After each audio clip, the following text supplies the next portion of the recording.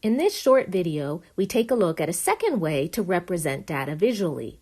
That is with something called a pie graph, also sometimes referred to as a circle graph.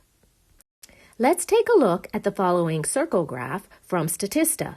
It represents the percent global market share for desktop operating systems in 2020. Now this circle graph actually has pictures in it too, right? It has this computer in the middle. And maybe sometimes you see this circle graph as what we call a pie graph. So we could take that circle graph and all the information on it and translate it also into a pie, right? Where this pie has 100% colored in. And the different regions correspond to the different items in our chart. Namely, Windows operating system takes up 80.5% of that circle distance around the circle, or in our pie, 80.5% of the pie. The Chrome operating system takes up 10.8% of our pie. The Mac OS takes up 7.5% of our pie, and other operating systems take up 1.2%. All combined, when you add those percentages up, you should get 100%. Pie graphs or circle graphs are a wonderful way to visualize data, but they also help us to answer more questions. For instance, let's consider the following.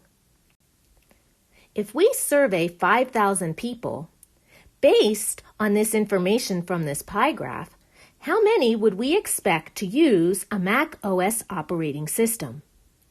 Now how would we go about solving this problem? If we survey 5,000 people, how many would we expect to use Mac OS?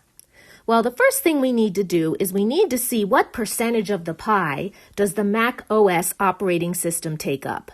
And the Mac operating system takes up 7.5%. So we would say, first of all, that the Mac operating system takes up 7.5% of the whole pie. Now, if 5,000 people are surveyed, then that whole pie represents 5,000. So what we're really trying to do is take 7.5% of 5,000.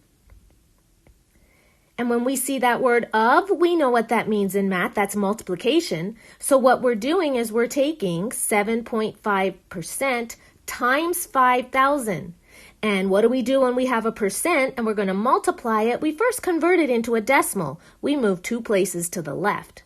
So that means we have 0.075 multiplied by 5,000 yields 375, using a calculator, right? 375 people.